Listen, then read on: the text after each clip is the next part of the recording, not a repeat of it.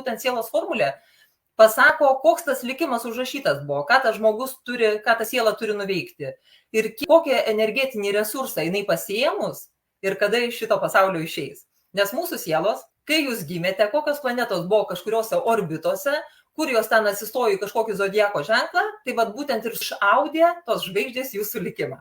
Tačiau vat siela ateidama į šitą įsikūnymą, jinai gauna energetinį resursą, per kokį laikotarpį viską atlikti. Ir būna labai daug įdomių variantų, kadangi būna taip, kad labai aukštų vibracijų siela, atėjus į šitą pasaulį, jinai pradeda degraduoti. Ir jinai pradeda eiti visiškai kitų kelių, kas buvo numatyta, daryti visiškai atvirkštinį variantą ir tada būtent tie angelai sargai, mūsų tie visi stebėtojai, jį greitai pasiima iš čia. Ir būna tos staigios mirtis, kai žmogus miršta staigia mirtimis, tai dažniausiai būna būtent šitas dalykas.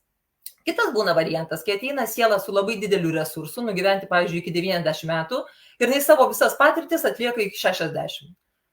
Ir praktiškai jai kaip ir čia daugiau būti nereikia, kadangi jinai viską atliko taip, kaip reikia ir jinai jau pakėlė savo, pavyzdžiui, tą visą vibracijų lygį, jinai gali drąsiai išeiti iš čia.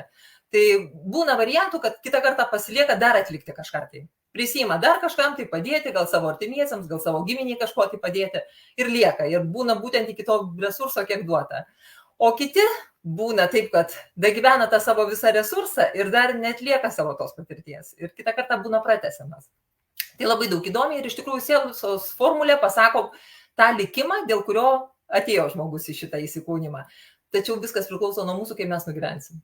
Ir mes patys savo likimo kalbiai, šiandien gal aš ir kalbėsiu apie tai, kad mes patys savo likimą piešiam. Žvaigždėse nuauštas likimas patariamasis, ką mums daryti. O šiaip tai mes patys galim dagyventi ir dar geresnį, negu buvom numatę į ateidami įsikūnymą. Taip.